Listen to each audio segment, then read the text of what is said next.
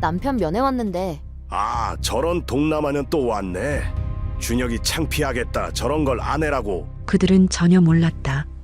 그녀의 아버지가 베트남 참전 용사라는 것을. 그날 밤부터 상상할 수 없는 일이 시작됩니다. 여러분은 지금 무엇을 하며 이 이야기를 듣고 계신가요? 혹시 이른 아침 산책을 하시면서, 아니면 출퇴근길 운전을 하시면서 교통체증 속에서 시간을 달래고 계실 수도 있겠네요. 여러분의 일상이 궁금합니다. 댓글로 알려주시면 더 즐거운 시간이 되실 거예요. 잠시만요. 구독과 좋아요 한 번씩만 꼭 부탁드립니다. 지방의 한 중소 군부대, 오후 2시 15분. 가을 햇살이 PX 건물의 유리창을 통해 들어와 바닥에 네모난 그림자를 만든다. 이준혁은 그 그림자 속에서 걸레를 들고 타일 바닥을 닦고 있다. 벽에 걸린 시계를 힐끔 본다. 바늘이 느릿느릿 움직이는 것 같다. 토요일 면회 시간까지 2시간 45분이 남았다. 26의 나이에 입대한 그에게 부대 생활은 매일이 시험이었다. 동기들은 벌써 사회로 나가 직장을 잡고 월급을 벌고 있다. 어떤 친구는 벌써 승진해서 대리가 되었다는 소식도 들렸다. 후임들은 나이 차이 때문에 선뜻 다가서지 못한다. 21, 22인 그들에게 26은 형님뻘 나이지만 계급상으로는 같은 이등병이다. 이 이상한 위치가 준혁을 더욱 외롭게 만든다. 어디에도 완전히 속하지 못하는 애매함.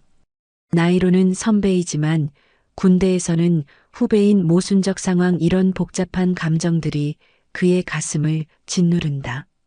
이병, 거기서 뭐하고 있어? 김상병의 날카로운 목소리가 등 뒤에서 칼처럼 날아온다. 준혁의 어깨가 움찔하고 움츠러든다. 반사적으로 몸이 경직된다. 김상병은 22, 나이는 어리지만 계급상 선임이다. 그 모순된 관계가 준혁을 더욱 위축시킨다.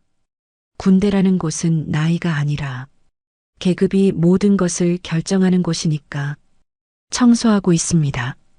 준혁의 대답은 기계적이다. 이미 수백 번은 한 대답이다. 목소리에는 감정이 실려 있지 않다. 그저 반응할 뿐이다. 청소가 그게 청소냐? 구석구석 다 안 닦였잖아. 여기 봐, 여기. 김상병이 발끝으로 바닥에 먼지 한 점을 가리킨다. 사실 별로 더럽지도 않은 곳이다. 하지만 트집을 잡으려면 얼마든지 잡을 수 있다. 권력이란 게 그런 것이다. 다시 해단호한 명령이다. 준혁의 손이 걸레를 더 세게 움켜쥔다. 손가락 마디가 하얗게 변할 정도로. 마음속에서는 뜨거운 무언가가 끓어오른다. 분노다. 하지만 그 분노를 표출할 수는 없다. 군복을 입은 이상 참아야 한다. 가족을 생각한다. 집에서 기다리고 있을 미나와 아이, 그리고 걱정하실 아버지까지, 이들을 위해서라면 이 정도 굴욕쯤이야 견딜 수 있다. 아니, 견뎌야 한다. 네, 다시 하겠습니다. 목소리에 떨림이 섞였지만 김상병은 만족한 듯 고개를 끄덕이며 사라진다. 뒤에는 쓰라린 침묵만이 남는다. 준혁은 무릎을 꿇고 바닥을 다시 닦기 시작한다. 걸레질을 하면서 마음속으로는 시간을 샌다. 제대까지 남은 날들을, 이 모든 것이 끝날 때까지 남은 시간들을. 오후 3시 다른 병사들이 휴식 시간을 갖는 동안 준혁은 여전히 청소를 하고 있다. 복도 끝에서 들려오는 웃음소리가 그를 더욱 외롭게 만든다. 동기들이 있었다면 함께 웃을 수도 있었을 텐데. 오후 4시 준혁은 생활관에서 면회복으로 갈아입는다. 작은 거울 앞에서 자신의 모습을 본다. 입대하기 전보다 확실히 야위어진 얼굴, 어두워진 눈빛. 미나가 보면 걱정할 것이다. 억지로라도 미소를 지어본다. 연습용 미소다. 자연스럽지 않다. 그래도 연습은 해야 한다. 아내 앞에서 괜찮은 척해야 하니까. 거울 속 자신과 눈을 마주친다. 조금만 더 참자. 조금만 더 마음속으로 되뇌는 주문이다. 오후 5시 드디어 면회 시간이다. 준혁은 군복을 다시 한번 점검하고 면회실로 향한다. 복도를 걸으면서도 주위의 시선을 느낀다. 직접적이지는 않지만 그 시선들이 무엇을 의미하는지 안다. 저 사람이 베트남년과 결혼한 그 사람이구나. 말로 하지는 않지만 시선이 그렇게 말하고 있다. 복도 끝에서 익숙한 실루엣이 보인다. 미나다. 그녀는 아이를 안고 조용히 기다리고 있다. 아이는 엄마 품에서 평화롭게 잠들어 있고 미나는 창밖을 바라보며 무언가 생각에 잠겨 있다. 그녀의 옆모습을 바라보는 순간 준혁의 마음이 따뜻해진다. 아직도 아름답다 하니 더 아름다워졌다. 엄마가 된 후에 그 성숙함이 그녀를 더욱 빛나게 만든다. 미나의 얼굴에는 평소와 다름없는 부드러운 미소가 걸려 있지만 준혁은 안다. 그녀의 눈 깊숙한 곳에 스며든 피로와 걱정을 베트남 혼혈이라는 이유만으로 겪어야 하는 차가운 시선들과 날카로운 편견들을. 하지만 그녀는 절대 내색하지 않는다. 남편이 더 힘들어할 것을 알기 때문이다. 여보, 늦었어요? 미나의 목소리는 언제나 따뜻하다. 마치 모든 것이 괜찮다는 듯이 그 목소리만 들어도 준혁의 마음이 편안해진다. 아니야, 나도 막 왔어. 거짓말이었다. 준혁은 20분 전부터 이 자리에서 그녀를 기다리고 있었다. 면회 시간이 되기 전부터 안절부절 못하며 시계만 쳐다보고 있었다. 하지만 그 진실을 말할 수는 없었다. 미나가 더 미안해할 것이기 때문이다. 면회실로 들어가면서 준혁은 주변을 살핀다. 다른 가족들도 와 있다. 대부분 평범한 한국인 가족들이다. 엄마와 아버지가 함께 온 집, 여자친구가 혼자 온 경우, 형제들이 함께 온 경우까지. 그들은 자연스럽게 대화하고 웃는다. 아무런 부담 없이 하지만 미나와 준혁은 다르다. 주위의 시선이 따갑다. 눈에 보이지 않는 벽이 그들을 둘러싸고 있는 것 같다. 면회실 한쪽 구석에서 몇몇 병사들이 수군거리는 소리가 들린다. 직접적이지는 않지만 그 시선의 방향이 미나를 향하고 있다는 걸 준혁은 느낄 수 있다. 귀가 달아오른다. 주먹이 저절로 쥐어진다. 아이는 잘 자고 있어요? 미나가 품에 안긴 아이의 머리를 쓰다듬으며 묻는다. 아이의 작은 숨소리가 평화롭다. 이 순간만은 모든 것이 괜찮은 것 같다. 세상의 모든 악의와 편견들이 사라진 것 같다.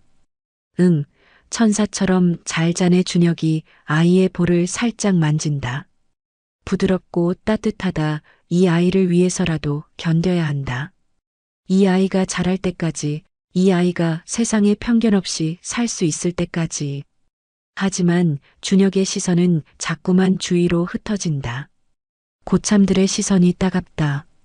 김상병이 멀리서 이쪽을 보며 동료들과 무언가 이야기하고 있다. 분명 좋은 이야기는 아닐 것이다. 그들의 입가에 번지는 비웃음이 그것을 증명한다. 여보, 괜찮아요? 미나가 준혁의 변화를 감지한다. 그의 어깨에 긴장이 서려 있다. 목의 혈관이 살짝 부풀어 오른 것까지 보인다. 응, 괜찮아. 그냥 좀 피곤해서. 또 다른 거짓말이다. 하지만 미나는 더 이상 묻지 않는다. 그녀도 안다. 이곳에서는 진실을 말하기 어렵다는 것을, 때로는 거짓말이 사랑의 다른 표현이라는 것을. 면회 시간이 흘러간다. 다른 가족들의 웃음소리가 들리는 가운데 준혁과 미나는 조심스럽게 대화한다. 마치 지뢰밭을 걷는 것처럼 한마디 한마디가 신중하다. 면회가 끝나고 미나가 떠난 후 준혁은 무거운 발걸음으로 생활관으로 돌아간다. 복도를 걸으면서도 뒤에서 따라오는 시선들을 느낀다. 마치 등에 구멍이 뚫릴 것 같다. 발걸음 소리마저 무겁게 들린다. 생활관 문을 열고 들어서자 침상에 누워있던 김상병이 비죽 웃으며 고개를 든다. 그 웃음에는 선의가 없다. 오히려 악의가 가득하다. 야, 이병 면회 잘했어? 네, 다녀왔습니다. 준혁이 짧게 대답하며 자신의 침상으로 향한다. 하지만 김상병은 쉽게 놓아주지 않는다. 마치 고양이가 쥐를 가지고 놀듯이 마누라 예쁜애 화장 안 해도 저렇게 예쁠 줄이야. 칭찬인 듯 들리지만 그 억양에는 묘한 뉘앙스가 배어 있다. 준혁의 가슴을 찌르는 독이다. 칭찬 같지만 칭찬이 아니다. 감사합니다. 준혁의 대답은 기계적이다. 하지만 속으로는 불편함이 자라나고 있다. 그런데 어떻게 만났어? 혹시 베트남에서? 아니면 국제결혼 중개업체에서? 이상민 일병이 킬킬대며 끼어든다. 21의 나이, 아직 세상 물정을 모르는 표정으로 호기심을 드러낸다. 순수한 질문일 수도 있지만 이 상황에서는 그렇게 들리지 않는다. 아닙니다. 한국에서 만났습니다. 준혁의 대답은 짧고 단호하다. 더 이상 이 주제로 이야기하고 싶지 않다는 의미였다. 하지만 그들은 멈추지 않는다. 오히려 더 신이 난다. 그래. 그럼 한국말 잘하겠네. 발음도 괜찮고. 근데 가끔 억양이 좀. 박일병이 마치 대단한 발견이라도 한 것처럼 말한다.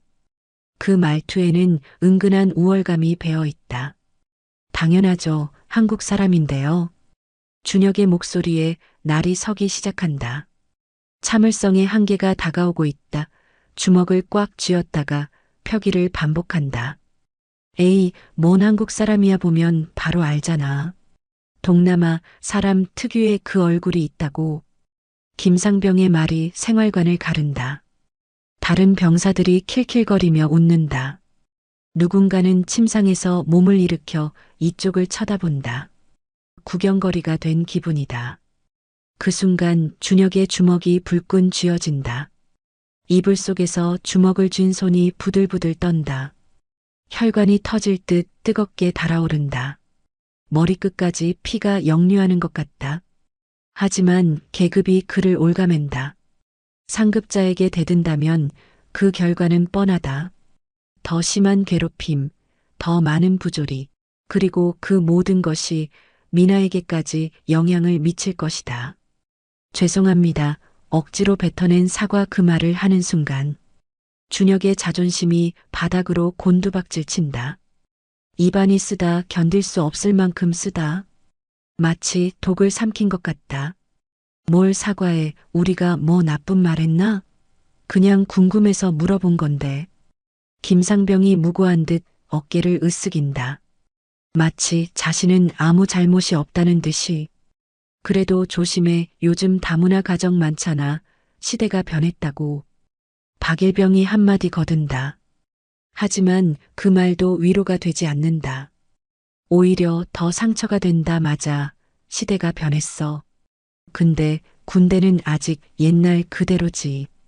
여기서는 아직 그런 게 어색해. 김상병이 의미심장하게 웃는다. 그 웃음이 준혁의 마음에 또 다른 상처를 남긴다. 한편 집으로 돌아가는 차 안에서 미나는 조용히 창밖을 바라본다. 아이는 그녀의 품에서 평화롭게 잠들어 있다. 작은 숨소리가 규칙적이다.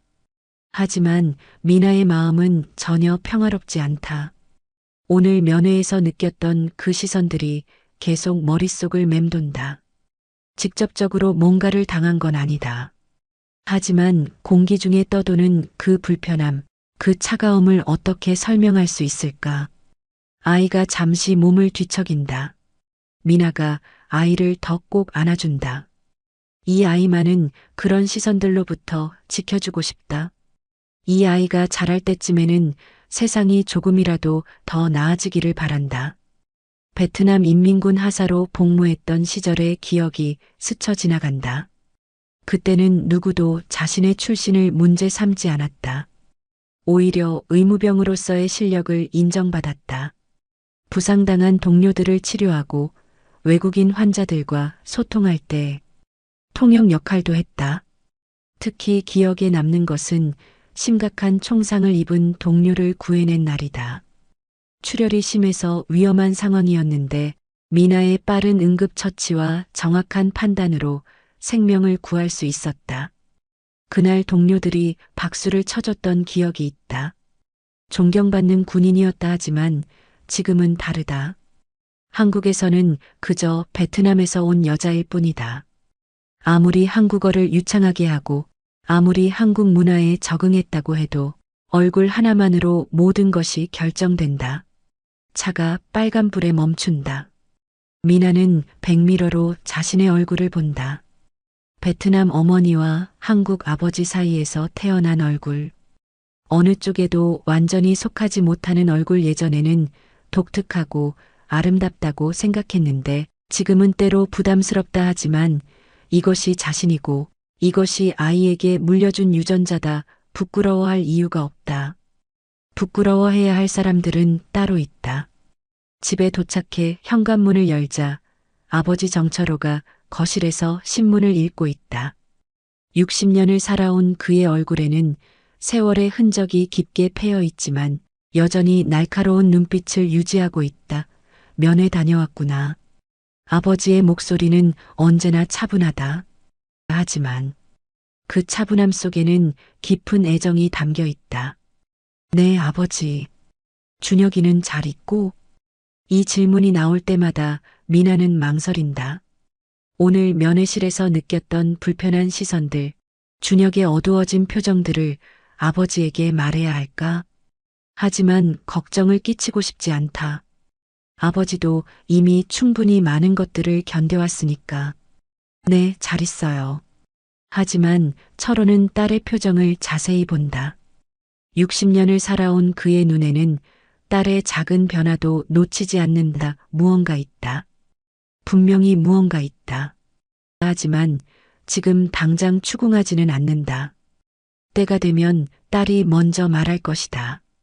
그때까지 기다려주는 것도 아버지의 역할이다. 그래, 다행이다. 철호가 신문을 접으며 말한다. 하지만 그의 마음속에는 불안감이 자라나고 있다.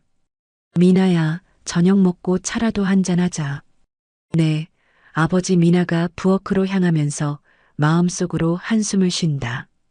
언젠가는 아버지에게도 말해야 할 때가 올 것이다. 하지만 아직은 아니다. 조금 더 견뎌보자. 그날 밤 준혁은 잠들지 못하고 천장을 바라본다. 생활관의 다른 병사들은 모두 잠든 것 같다. 고른 숨소리들이 들린다. 하지만 준혁의 마음은 잠들 수 없다. 오늘 있었던 일들이 자꾸만 떠오른다. 김상병의 비웃는 표정, 다른 병사들의 킬킬거리는 웃음소리, 그리고 자신의 무력감까지. 언제까지 이렇게 살아야 할까? 마음속으로 되뇌는 질문이다. 대답은 없다. 다음 주 토요일이 다가온다. 미나는 일주일 내내 이날을 기다렸다. 동시에 두려워하기도 했다. 지난주에 불편했던 기억들 때문이다. 이번 주에는 특별히 준혁이 좋아하는 도시락을 정성껏 준비했다. 김치찌개와 계란말이, 그리고 시원한 오이 냉국까지. 새벽 5시부터 일어나서 하나하나 직접 만들었다. 사랑하는 남편을 위해서. 김치찌개는 준혁이 어릴 때부터 좋아했던 음식이다. 미나가 한국 요리를 배우면서 가장 먼저 마스터한 요리이기도 하다. 처음에는 맛이 어설펐지만 이제는 준혁의 어머니만큼이나 맛있게 끓일 수 있다. 계란말이는 아이가 좋아하는 반찬이다. 부드럽고 달콤해서 아이가 먹다 남긴 것을 준혁이 가져가곤 했다. 오늘은 아예 준혁 몫으로 따로 만들었다.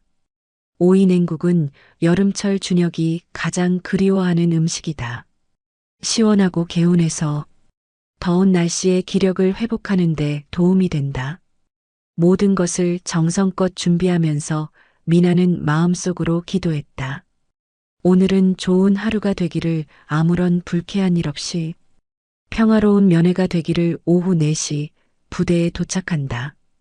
정문을 지나면서부터 느껴지는 시선들이 지난주보다 더 노골적이다. 마치 소문이 퍼진 것 같다. 베트남 혼혈 여자가 온다는 소문이. 정문 초소의 병사가 미나를 보더니 동료와 무언가 속삭인다. 그들의 시선이 따갑다 하지만 미나는 당당하게 걸어간다. 고개를 숙이지 않는다. 면회실에 들어서자마자 느껴지는 무게감이 더욱 짙어졌다. 지난주보다 더 많은 병사들이 있고 그들의 속삭임도 더욱 거침없다. 저기 또 왔네. 준혁이 그것 때문에 더 고생하는 것 같은데 쯧쯧 불쌍해라. 나 같으면 못하겠다. 솔직히 민망하지 않나? 미나의 등에 무수히 많은 바늘이 꽂히는 듯하다 하지만 그녀는 표정 하나 바꾸지 않는다. 베트남군 복무 시절 익힌 침착함이다. 어떤 상황에서도 동요하지 않는 법을 배웠다. 총알이 머리 위로 지나가는 상황에서도 침착하게 환자를 치료했던 경험이 있다. 그에 비하면 이 정도는 아무것도 아니다. 하지만 왜 이렇게 마음이 아플까? 준혁이 나타난다. 지난주보다 더 야윈 얼굴, 더 어두운 눈빛이다. 일주일 동안 무슨 일이 있었는지 짐작이 간다. 고생 많았어요. 미나의 인사는 언제나 정중하다 하지만 오늘은 평소보다 더 따뜻하게 말한다. 남편을 위로하고 싶어서. 무슨 고생이야. 당신이 더 힘들지. 준혁의 대답에는 미안함이 배어 있다. 아내를 지켜주지 못하는 남편의 미안함이. 둘 사이의 대화는 조심스럽다. 마치 지뢰밭을 걷는 것처럼 주위의 시선들이 그들의 대화마저 위축시킨다. 도시락 가져왔어요. 좋아하는 김치찌개. 미나가 정성스럽게 준비한 도시락을 내민다. 한국 전통 보자기에 곱게 싸서 가져왔다. 고마워. 나중에 맛있게 먹을게. 준혁이 받아들지만 그의 시선은 계속 주위를 맴돈다. 불안하다. 언제 또 누가 와서 트집을 잡을지 모른다. 그때 김상병이 다가온다. 얼굴에는 비꼬는 듯한 미소가 걸려 있다. 미나는 본능적으로 경계심을 느낀다. 위험한 냄새가 난다. 안녕하세요. 형수님, 형수님이라는 호칭이지만 그 억양에는 존경이 담겨 있지 않다. 오히려 조롱에 가깝다. 마치 연기를 하는 것 같다. 안녕하세요. 미나는 정중하게 인사한다. 하지만 경계는 늦추지 않는다. 한국 생활은 어떠세요? 적응 잘 되시죠? 김상병의 질문은 겉으로는 친근해 보이지만 그 속에는 다른 의도가 숨어 있다. 네, 잘 지내고 있습니다. 그럼 다행이네요. 우리나라가 동남아 사람들한테는 좀 까다로울 수 있거든요. 특히 나이 드신 분들은 더 그렇고. 동남아 사람들이라는 표현, 그 말이 미나의 가슴을 파고든다. 무시와 편견이 고스란히 담긴 표현이다. 미나의 손이 미세하게 떨린다 하지만 목소리는 여전히 평정을 유지한다. 저는 한국 사람입니다. 아, 그래요? 귀화하셨구나. 그럼 더 좋네요. 그런데 억양이 아직 좀 알 수 있어요.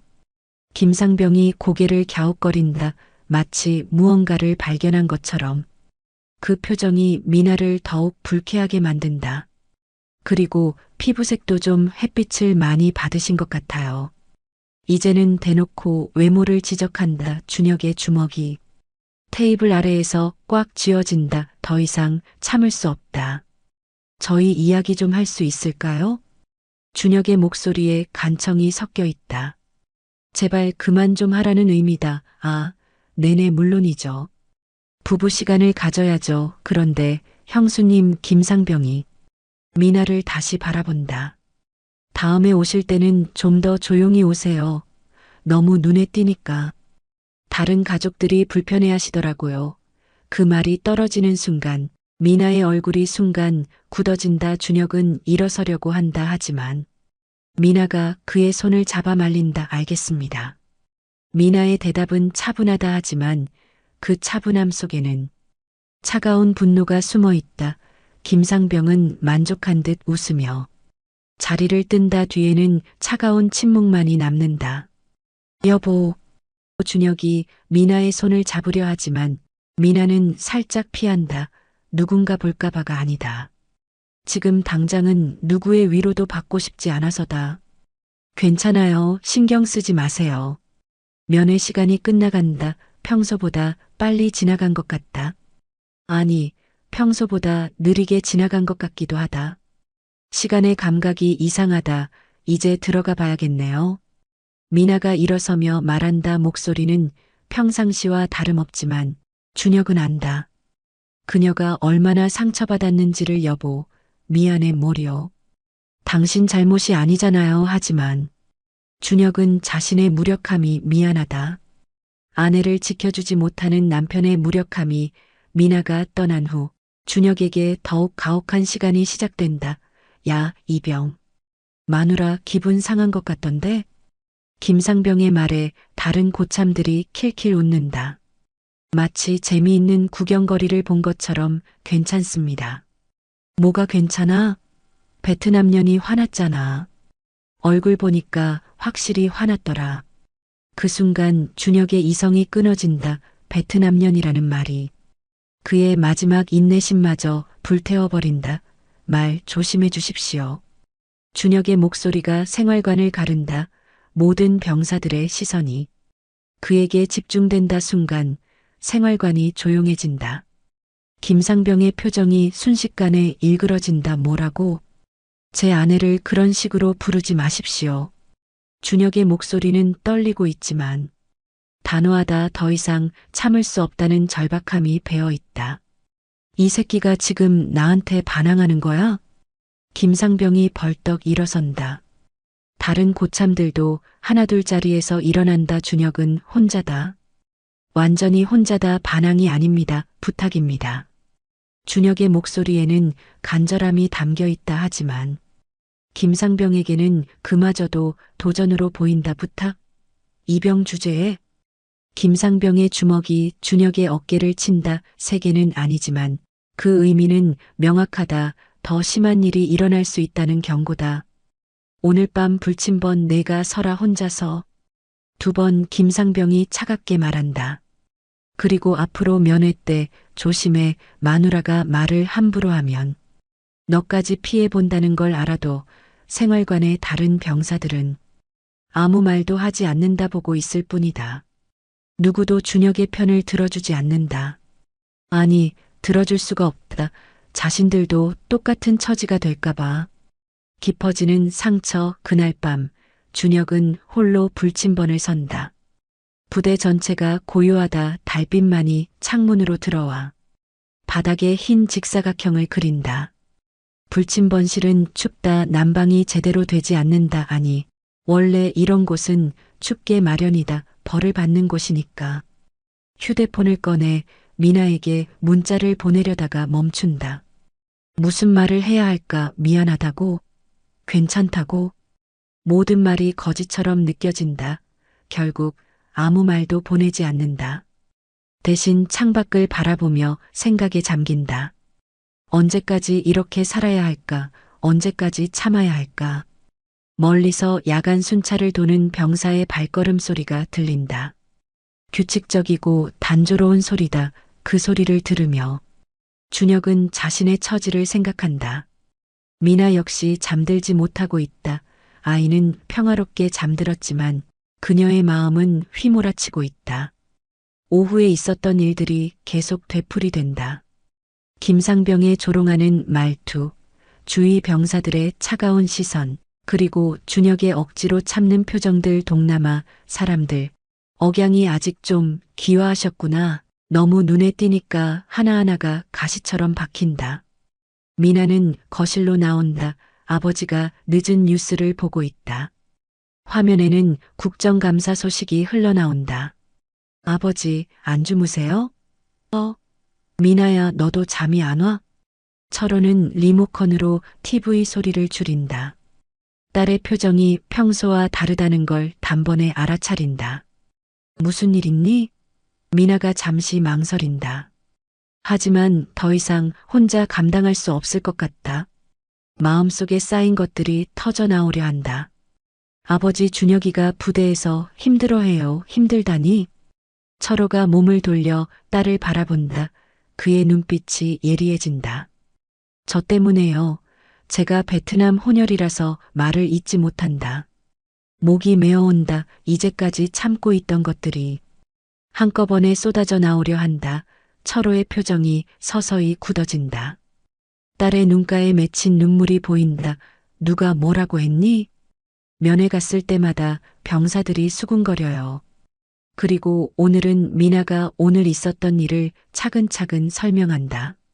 김상병의 말, 다른 병사들의 반응, 그리고 준혁의 억지 웃음까지 말을 하면서 눈물이 흐른다. 철호는 조용히 듣는다 하지만 그의 눈빛이 점점 날카로워진다.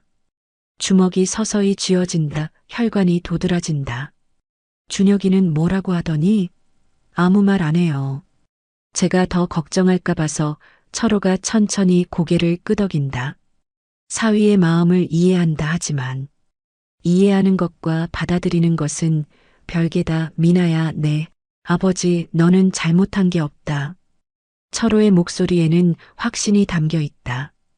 그 확신이 미나의 마음을 조금 달래준다. 하지만은 없어. 너는 당당한 대한민국 국민이고 준혁이의 아내고 내 딸이다. 미나의 눈에서 눈물이 흐른다. 아버지의 말이 그동안 쌓인 상처를 어루만진다. 고맙습니다. 고마워할 것 없어. 가족이니까. 철호는 딸의 어깨를 다독인다 하지만 그의 마음속에서는 다른 계획이 자라나고 있다. 차가운 분노가 끓어오르고 있다. 미나야, 나한테 시간을 좀 줘. 네. 며칠만 아버지가 알아볼 게 있어. 미나는 아버지의 눈빛에서 무언가 다른 것을 본다. 평소의 온화함과는 다른 날카롭고 단단한 무언가를, 마치 옛날 군인 시절의 아버지를 보는 것 같다. 어둠 속의 진실. 다음 날 일요일, 준혁은 부대에서 추가 업무를 하고 있다. 김상병이 내린 벌이다. 다른 병사들이 휴식을 취하는 동안 혼자서 PX 창고 정리를 해야 한다. 창고는 어둡고 습하다. 오래된 냄새와 먼지가 코를 찌른다. 형광등 하나가 깜빡거리며 불안정한 빛을 낸다. 준혁은 묵묵히 일한다. 불평할 생각도 없다. 이미 체념했다. 물품들을 정리하던 중 우연히 이상한 것을 발견한다. 장부와 실제 물품 수량이 맞지 않는다라면 과자, 음료수 상당량이 빠져 있다. 처음에는 단순한 실수라고 생각했다. 누군가 기록을 빼먹었겠거니 하지만 자세히 보니 패턴이 있다. 매주 일정량씩 물품이 사라지고 있다. 그것도 체계적으로. 준혁이 장부를 더 자세히 들여다본다. 지난 몇 달간의 기록을 보니 분명하다. 누군가 의도적으로 물품을 빼돌리고 있다. 이런 식으로 하면 한 달에 수백만 원어치는 빼돌릴 수 있겠네. 계산해보니 엄청난 금액이다. 이것이 사실이라면 중대한 사건이다. 그때 창고 문이 삐걱거리며 열린다. 박중사가 들어온다. 그의 얼굴에는 평소와 다른 긴장감이 서려 있다. 이병, 여기서 뭐하고 있어? 창고 정리하고 있습니다. 박중사가 준혁의 손에 든 장부를 본다. 그의 표정이 순간 굳어진다. 얼굴이 새하얗게 변한다. 그거 내놓아내. 장부 말이야, 내놓으라고. 박중사의 목소리에 날이 서 있다. 평소의 온화한 모습과는 전혀 다르다. 준혁이 당황하며 장부를 건네자 박중사는 그것을 빼앗듯 받아든다. 앞으로 창고 업무는 하지 마. 알겠어? 네, 알겠습니다. 그리고 오늘 본 건 잊어버려. 장부 같은 건. 애초에 보지도 않았던 거야. 알겠지? 박중사의 눈빛이 위협적이다. 준혁은 본능적으로 위험을 감지한다. 네, 알겠습니다. 준혁이 창고를 나서며 뒤돌아본다. 박중사는 휴대폰으로 누군가에게 전화를 걸고 있다. 과장님, 저 새끼가 장부를 봤습니다. 네, 준혁이요. 네, 알겠습니다. 준혁은 서둘러 그 자리를 벗어난다. 뭔가 큰 일에 휘말린 것 같다는 예감이 든다. 그날 저녁 준혁에게 또 다른 시련이 기다린다. 김상병을 비롯한 고참들이 그를 생활관 구석으로 몰고 간다. 야, 이병. 네. 너 오늘 창고에서 뭐 했어? 준혁의 심장이 쿵쾅거린다. 뭔가 큰 일에 휘말린 것 같다는 예감이 현실이 되어가고 있다. 정리 작업했습니다. 정리 작업? 다른 건 안 했고? 김상병의 눈빛이 날카롭다. 마치 준혁의 속마음을 꿰뚫어 보는 것 같다. 네. 좋아, 근데 말이지, 내가 본 것들 다른 사람한테 말하면 안 돼, 알겠지? 무슨 말씀이신지 모르는 척하는 거야? 창고 장부 말이야. 준혁의 온몸에 차가운 기운이 흐른다. 이들이 무엇을 숨기고 있는지 대략 짐작이 간다. 아무도에게 말 안 하겠습니다. 그래, 그래야 해. 특히 내 마누라한테도 말하면 안 돼, 알겠지? 미나까지 언급하는 순간 준혁의 분노가 다시 솟구친다 하지만 참는다. 지금은 참아야 한다. 네, 알겠습니다. 그리고 말이야. 김상병이 준혁의 어깨에 손을 올린다. 무겁다, 위압적이다. 내 마누라 면회 올 때 좀 더 조용히 하라고 해. 너무 눈에 띄잖아. 네. 베트남년이 너무 자주 오니까 다른 병사들이 불편해한다고 좀 자제하라고 해. 준혁의 주먹이 다시 쥐어진다 하지만 어떻게 할 수 없다. 완전히 포위당했다. 비리까지 알게 된 상황에서 이들에게 맞설 수는 없다. 한편 철호는 오래된 트렁크를 열었다. 오랫동안 열어보지 않았던 트렁크다. 먼지가 풀풀 날린다. 트렁크 안에는 오래된 사진들과 훈장, 그리고 낡은 주소록이 들어있다. 베트남 전쟁 당시의 사진을 하나씩 꺼내본다. 25살의 젊은 철호가 전우들과 함께 찍은 사진들, 군복을 입고 진지한 표정으로 카메라를 바라보고 있는 청년들. 그때는 모든 것이 확실했다. 조국과 자유를 지키는 것, 동료들과 함께 살아 돌아오는 것, 단순하지만 명확한 목표들이었다. 어떤 이는 살아 돌아왔고 어떤 이는 그 땅에 묻혔다. 살아 돌아온 자들은 각자의 인생을 살아가고 있다. 하지만 그때의 우정과 동지애는 여전하다. 철호는 한 장의 사진을 오래 바라본다. 정찰 작전을 마치고 돌아온 날 찍은 사진이다. 모두 지친 표정이지만 살아 돌아온 기쁨이 얼굴에 드러나 있다. 그날 밤 동료 하나를 잃을 뻔했다. 철호가 등에 업고 이틀을 걸어 후방 기지까지 데려갔다. 주소록을 펼친다. 수십 년이 지났지만 여전히 연락이 닿는 전우들의 번호가 적혀 있다. 그 중에서도 특별한 이름들이 눈에 띈다. 김준석, 현재 국방부 고위 공무원 박철민, 예비역 대령, 현재 안보업체 운영 이동원 육군사관학교 동기, 현재 예비역 준장. 철호가 김준석에게 전화를 건다. 한참을 기다린 후 친숙한 목소리가 들린다. 여보세요? 준석아, 나 철호다. 철호 형? 오랜만이네요. 어떻게 지내세요? 김준석의 목소리에 반가움이 묻어난다. 하지만 곧 철호의 진지한 톤을 감지한다. 그래, 오랜만이다. 혹시 시간 있으면 만날 수 있을까? 김준석은 철호의 목소리에서 심상치 않은 기운을 감지한다. 평소의 여유로운 톤과는 다르다. 뭔가 급한 일이 있는 것 같다. 물론이죠. 무슨 일이세요? 전화로는 어려운 일이고 직접 만나서 이야기하자. 그럼 내일 오후에 용산에서 만날까요? 예전에 자주 가던 그 찻집 기억나죠? 기억한다. 내일 3시에 보자. 전화를 끊고 철호는 다시 사진을 본다. 젊은 시절의 자신과 전우들. 그때는 나라를 지키겠다는 일념뿐이었다. 지금은 가족을 지켜야 한다. 그날 밤 철호는 잠들지 못한다. 딸의 눈물 어린 얼굴이 계속 떠오른다. 그리고 분노가 솟구친다. 베트남 전쟁터에서 목숨을 걸고 싸웠던 자신의 딸이 그 딸의 남편이 군대에서 모욕을 당하고 있다는 사실에 새벽 2시 철호는 침대에서 일어나 서재로 향한다. 벽에 걸린 참전 기념패를 내려다본다.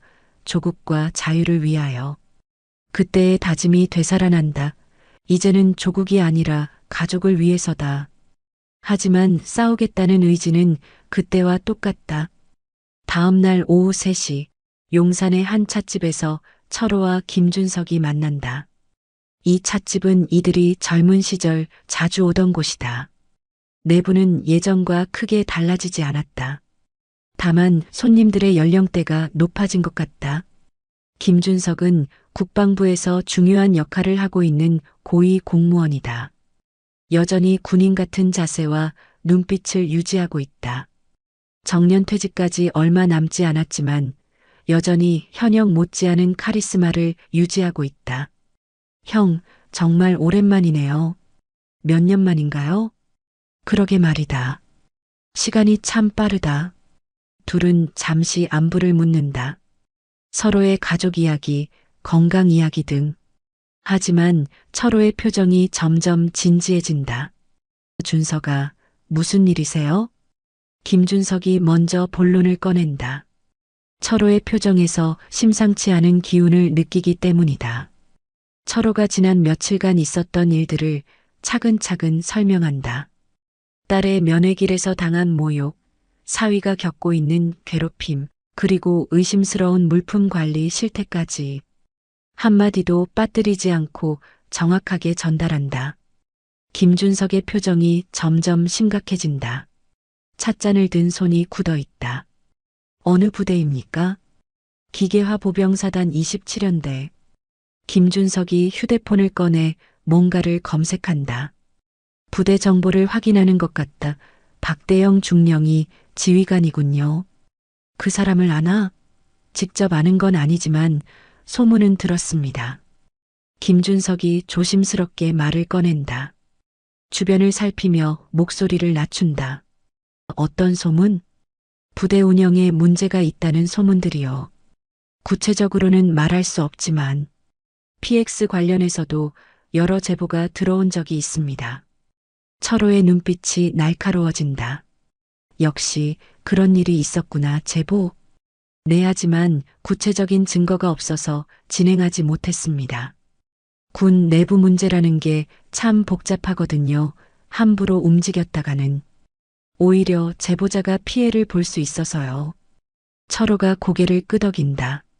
군 조직의 특성을 잘 알고 있다. 준석아. 네, 형. 나는 이 나라를 위해 젊음을 바쳤다. 그런 내 딸이 군대에서 모욕을 당하고 있어. 철호의 목소리에 무게가 실린다. 그 말 한마디에 수십 년의 세월과 경험이 담겨 있다. 김준석이 고개를 끄덕인다. 철호의 마음을 충분히 이해한다. 전우로서, 그리고 같은 아버지로서 어떻게 하고 싶으세요? 정당한 방법으로 해결하고 싶다. 하지만 확실하게. 철호의 눈빛에 결의가 서린다. 젊은 시절의 그 날카로운 눈빛이 되살아난다. 김준석이 잠시 생각에 잠긴다. 그리고 결심한 듯 말한다. 알겠습니다. 며칠 시간을 주세요. 조심스럽게 알아보겠습니다. 고맙다, 고마워할 건 없어요. 당연한 일입니다. 전우니까요. 두 사람의 악수가 오래간다. 그 악수에는 수십 년의 우정과 신뢰가 담겨 있다. 이틀 후 김준석에게서 연락이 온다. 형, 큰일 났습니다. 철호의 가슴이 뛰기 시작한다. 좋은 소식일까? 나쁜 소식일까? 무슨 일이냐? 그 부대에 감사가 들어가기로 했습니다. 이미 여러 가지 제보가 들어와 있었거든요. 형의 이야기가 결정적이었습니다. 철호의 입가에 미소가 번진다. 드디어 정의의 칼날이 움직이기 시작한 것이다. 언제? 이번 주 안으로 갑자기 들어갈 예정입니다. 사전 통보 없이 기습적으로 좋다. 그런데 형, 조심하세요. 혹시 모르니까. 무슨 말이냐? 군 내부 일이라는 게 복잡할 수 있습니다. 보복이 있을 수도 있고요. 철호가 고개를 끄덕인다. 하지만 물러설 생각은 없다. 이미 선을 넘었다. 준서가 또 부탁이 하나 있다. 말씀하세요. 박철민하고 이동원한테도 연락해 줄 수 있나? 물론입니다. 무슨 일로요? 혹시 모르니까 여러 방면에서 지원이 필요할 수도 있어. 김준석이 철호의 의도를 이해한다. 완벽한 작전을 위해서는 다각도의 접근이 필요하다. 알겠습니다. 바로 연락드리겠습니다. 폭풍전야 목요일 아침, 부대에는 평상시와 다름없는 일상이 흘러간다. 아무도 곧 벌어질 일을 예상하지 못한다. 평범한 훈련과 업무들이 계속된다. 준혁은 여전히 고참들의 괴롭힘에 시달리고 있다. 지난주 창고 사건 이후 더욱 심해졌다. 김상병을 비롯한 고참들이 틈만 나면 트집을 잡는다. 이병, 청소 제대로 안 했네? 복도 왁스칠 다시 해 너 때문에. 우리까지 욕먹겠다. 면회 때문에 정신이 팔린 거 아니야? 준혁은 묵묵히 견딘다. 이제는 체념 상태다. 언제까지 이런 일이 계속될지 모르겠지만 어쨌든 결러야 한다. 창고에서 본 것 때문에 더욱 조심스럽다. 박중사와 김상병은 종종 따로 만나서 무언가를 의논한다. 준혁이 들어서는 안 될 이야기들을 하는 것 같다. 그들의 표정이 예전보다 더 긴장되어 보인다. 그 새끼 입 단단히 막아놔야 돼. 이미 경고했습니다. 마누라한테도 함부로 말하지 말라고 했고요. 그래도 불안해. 혹시 모르잖아. 요즘 국정감사 시기이기도 하고. 대영이 형도 걱정하고 계시더라고요. 박대영 중령의 이름이 나온다. 최고 지휘관까지 이 일에 연루되어 있는 것이다. 조금만 더 조심하자. 몇 달만 더 버티면 돼. 네, 알겠습니다. 그들은 모른다. 이미 상황이 돌이킬 수 없는 지경에 이르렀다는 것을. 오후 2시 갑자기 부대에 낯선 차량들이 나타난다. 검은색 승용차 여러 대가 정문으로 들어온다. 감사관들이다. 정문 초소의 병사가 당황한다. 어디서 오셨습니까? 국방부 감찰실입니다. 지휘관 계십니까? 감사단장의 목소리는 차갑고 공식적이다. 유연함이라곤 찾아볼 수 없다. 박대영 중령에게 급히 연락이 간다. 중령님, 국방부 감사관들이 오셨습니다. 전화를 받은 박대영의 얼굴이 순식간에 새하얗게 변한다. 손이 떨린다. 지금? 갑자기? 네, 지금 정문에 계십니다. 박대영이 서둘러 정문으로 향한다. 머릿속이 복잡하다. 뭔가 잘못된 것 같다. 감사관님들, 무슨 일로? 부대 운영 전반에 대한 감사입니다. 협조 부탁드립니다. 감사단장의 목소리는 차갑고 공식적이다. 사전 공지를 받지 못했는데요. 기습 감사입니다. 필요한 서류들을 준비해 주십시오. 박대영의 이마에 식은땀이 맺힌다. 기습 감사라는 것은 뭔가 구체적인 의혹이 있다는 뜻이다. 김상병과 박중사는 초조한 얼굴로 서로를 쳐다본다. 뭔가 큰일이 터진 것을 직감한다. 이거 뭔 일이야? 모르겠어요. 갑자기 온 것 같은데. 준혁은 감사관들의 등장에 놀라면서도 한편으로는 안도감을 느낀다. 드디어 진실이 드러날 때가 온 것이다. 감사단은 체계적으로 움직인다. 각자 맡은 영역이 분명하다. PX 관련 서류 모두 준비해 주십시오. 부대 내 생활 실태에 대한 자료도 필요합니다. 병사들 개별 면담도 실시하겠습니다. 박대영은 어찌할 바를 모른다. 거부할 수도 없고 그렇다고 순순히 협조하기도 어렵다. 정의의 실현 감사단은 체계적으로 움직인다. 마치 이미 모든 것을 알고 있는 것처럼 정확하게 급소를 찌른다. 오후 4시 감사관들이 PX 창고를 조사한다. 준혁이 며칠 전 정리했던 바로 그 창고다.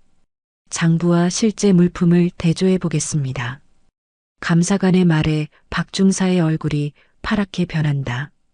재고 조사가 시작된다. 라면, 과자, 음료수 하나하나 세심하게 확인한다. 이거 어떻게 설명하시겠습니까? 감사관이 박중사를 향해 날카롭게 묻는다. 장부상으로는 1000개가 있어야 할 라면이 실제로는 700개밖에 없다. 박중사는 말문이 막힌다. 식은땀이 등을 타고 흐른다. 잠깐만요. 이건 아마 계산 실수가.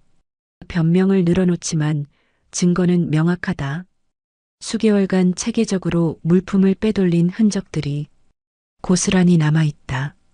과자류도 마찬가지네요. 장부와 실제 수량이 전혀 맞지 않습니다. 또 다른 감사관이 말한다. 음료수는 더 심각하네요. 거의 30%가 빠져 있어요. 박중사는 더 이상 변명할 말이 없다. 증거가 너무 명확하다. 동시에 부대 내 생활 실태에 대한 조사도 이뤄진다. 병사들을 개별적으로 면담한다. 혹시 부당한 대우를 받은 적이 있습니까? 가혹행위나 차별을 당한 적이 있습니까? 처음에는 입을 다물고 있던 병사들이 하나둘 증언하기 시작한다. 익명성이 보장된다는 말을 듣고 나서야 입을 연다. 이준혁 이병이 다문화 가정이라는 이유로 괴롭힘을 당했습니다. 면회 온 부인분도 모욕을 당하셨습니다. 김상병이 베트남년이라고 욕했어요. 박중사는 PX 물건을 빼돌렸습니다. 증언이 이어진다. 마치 댐이 터진 것처럼 준혁도 면담에 참여한다.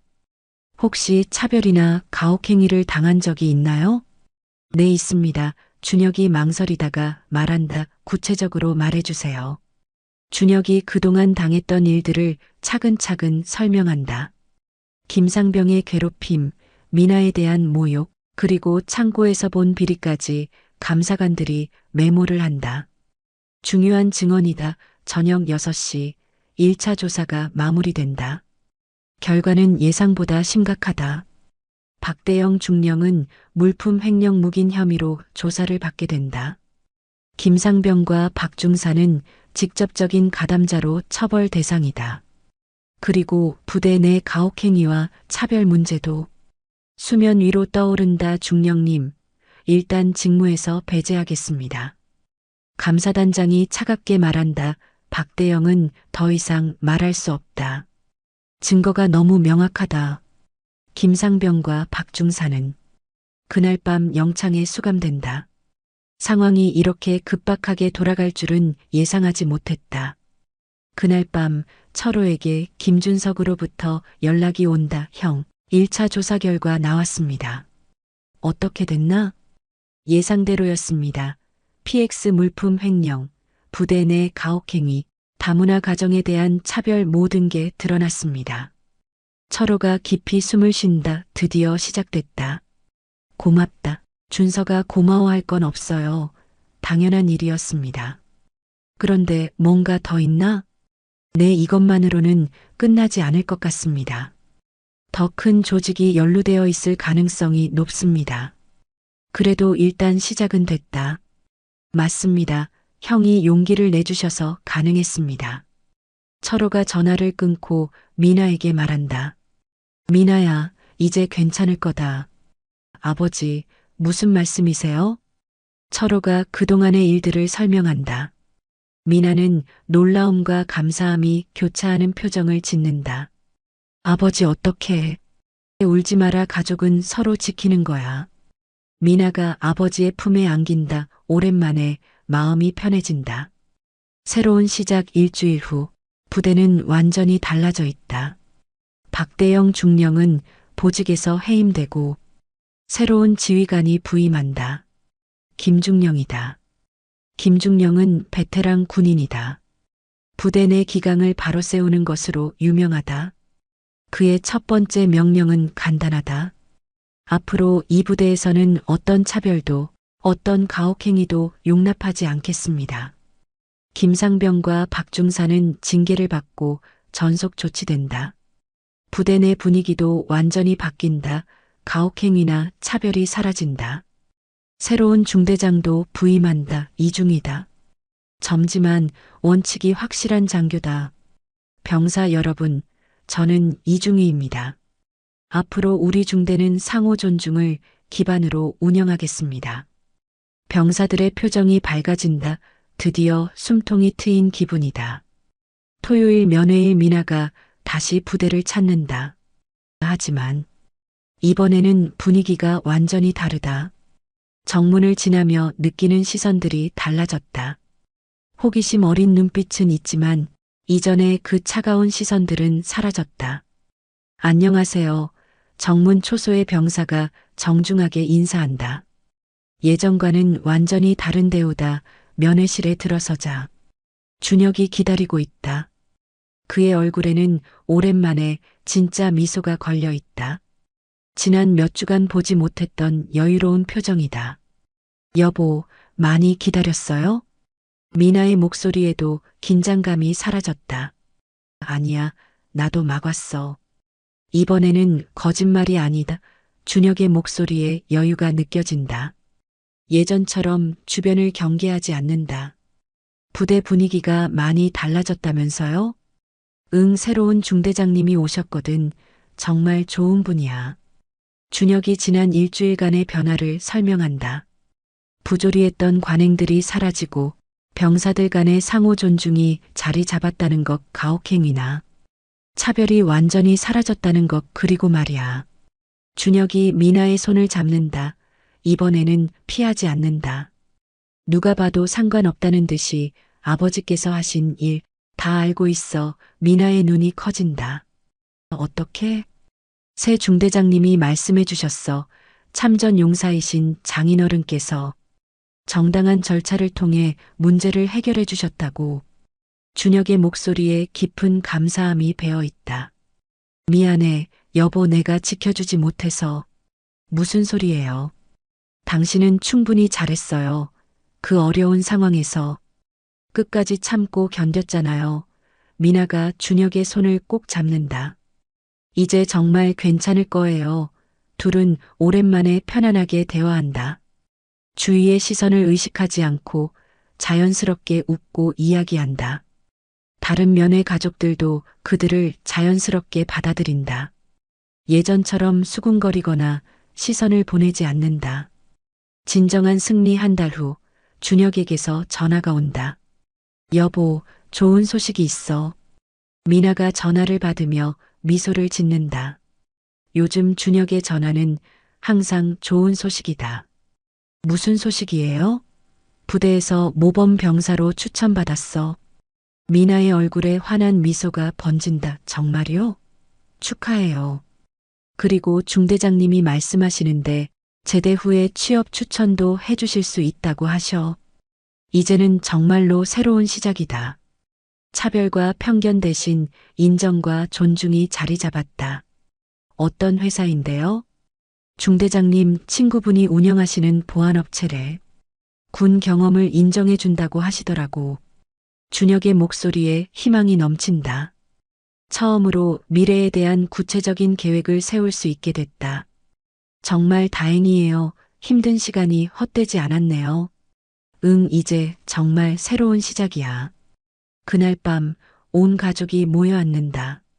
철호, 미나, 그리고 평화롭게 잠든 아이까지. 할아버지, 어떻게 그렇게 빨리 문제를 해결하셨어요? 미나의 질문에 철호가 잔잔한 미소를 짓는다. 미나야, 세상에는 보이지 않는 끈들이 있단다. 끈이요? 사람과 사람을 잇는 끈, 신뢰의 끈, 의리의 끈, 그리고 정의의 끈 말이야. 철호가 창밖을 바라본다. 밤하늘에는 별들이 반짝인다. 베트남에서 함께 싸웠던 전우들이 지금도 각자의 자리에서 나라를 지키고 있어. 그 끈이 오늘 우리 가족을 지켜준 거야. 미나가 고개를 끄덕인다. 아버지의 말이 깊이 와닿는다. 하지만 가장 중요한 건 철호가 미나를 바라본다.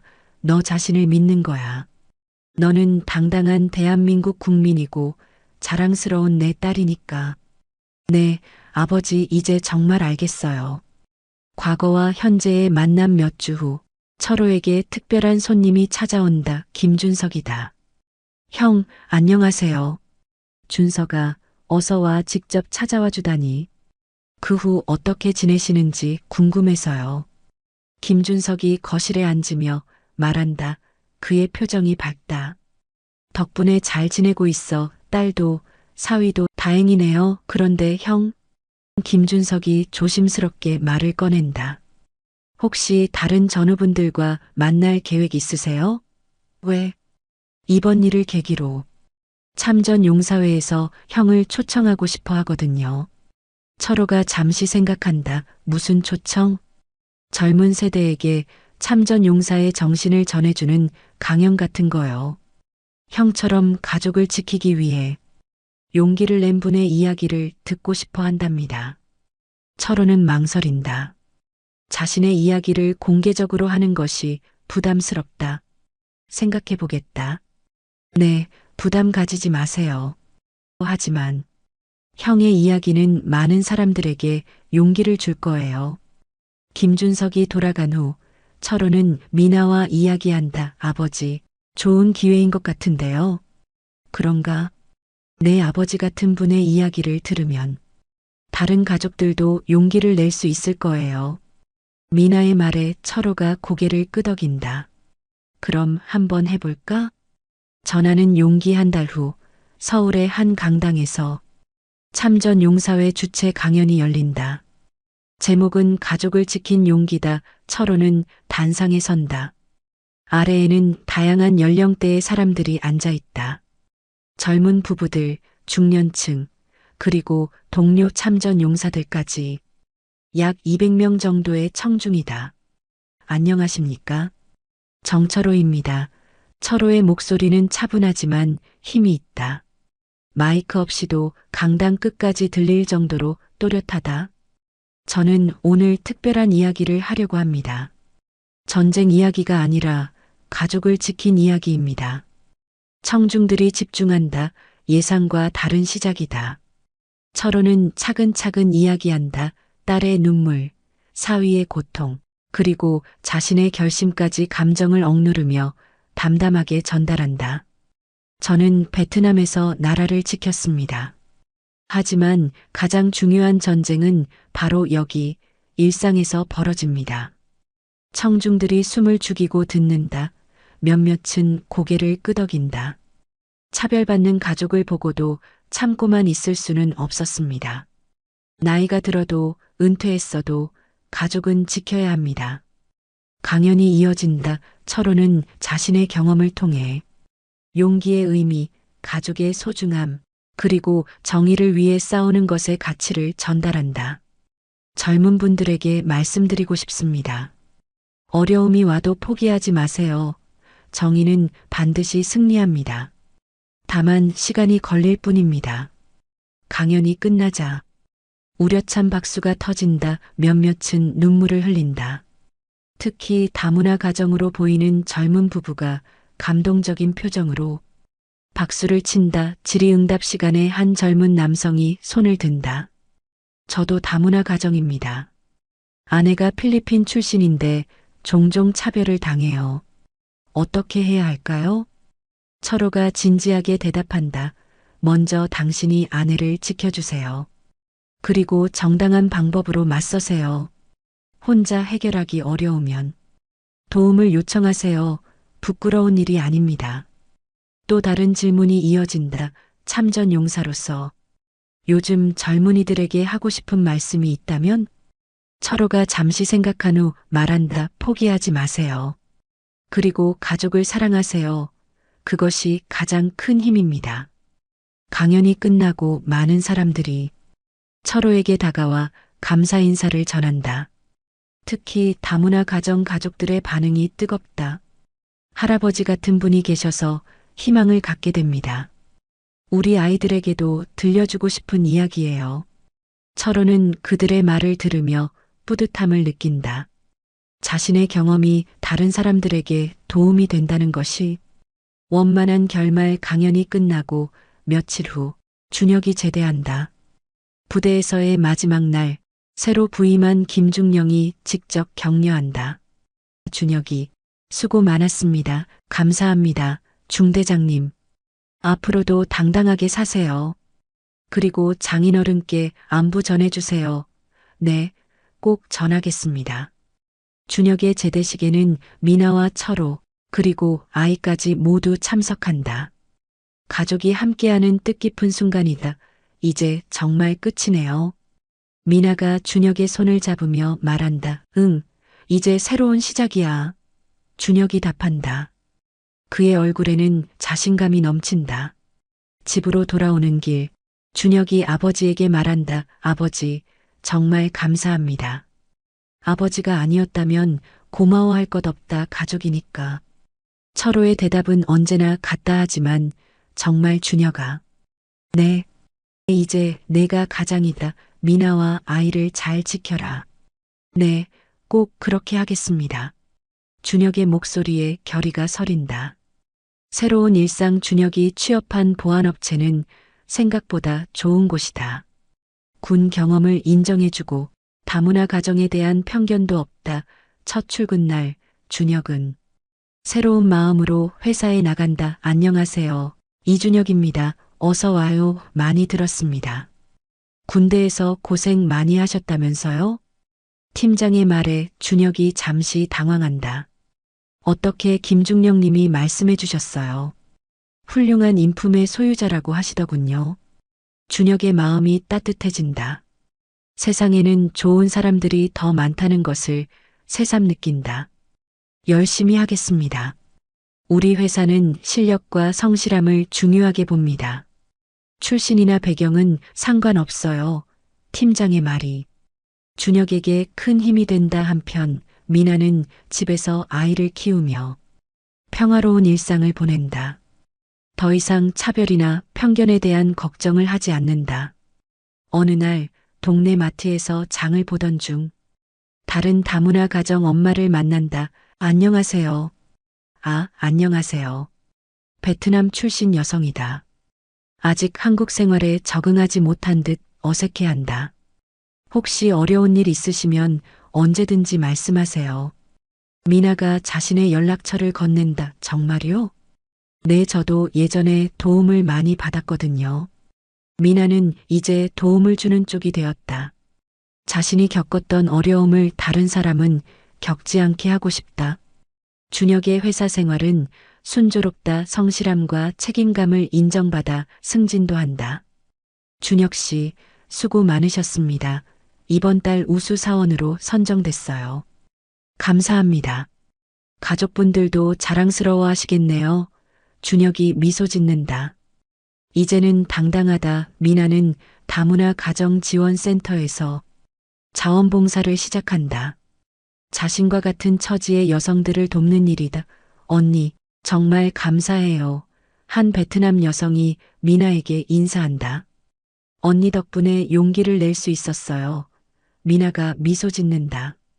자신의 경험이 다른 사람들에게 도움이 된다는 것이 뿌듯하다. 언니는 어떻게 그렇게 강해져셨어요? 강해진 게 아니라 지켜줄 사람들이 있어서 강해져야 했어요. 미나의 대답에 그 여성이 고개를 끄덕인다. 철호는 여전히 건강하게 손주와 시간을 보낸다. 가끔 참전 용사 모임에 나가 후배들에게 조언을 해준다. 철호 형, 요즘 어떠세요?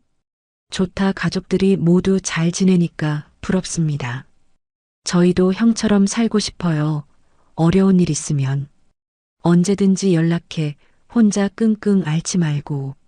철호는 이제 다른 사람들의 든든한 버팀목이 되어주고 있다.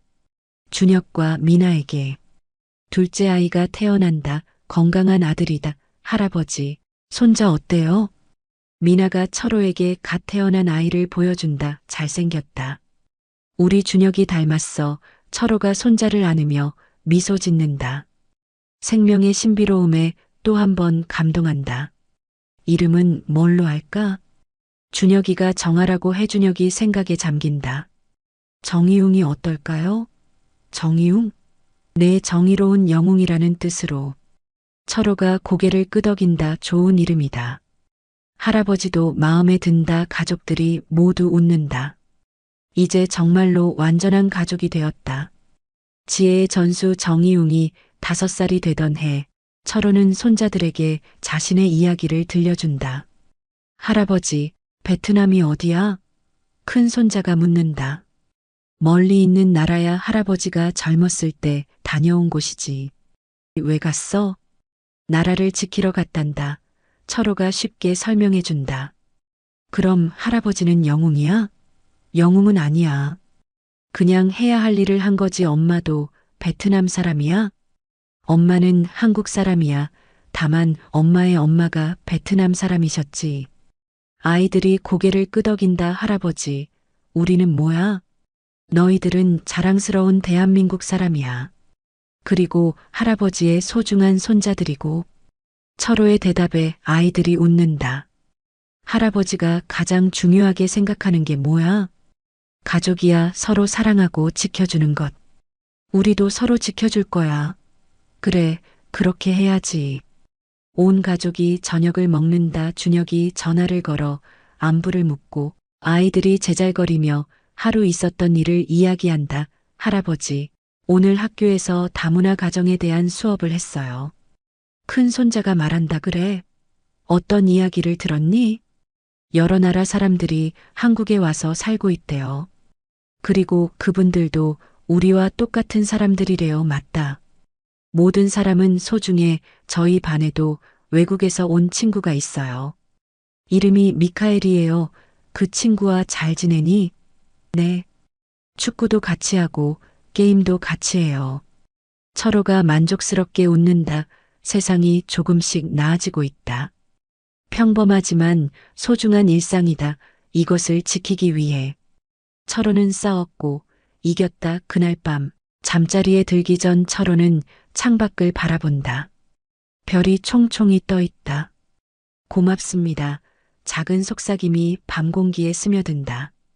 세상의 모든 가족들이 평화롭기를, 차별받지 않기를, 그리고 서로 사랑하며 살아가기를 바라는 마음을 담아서.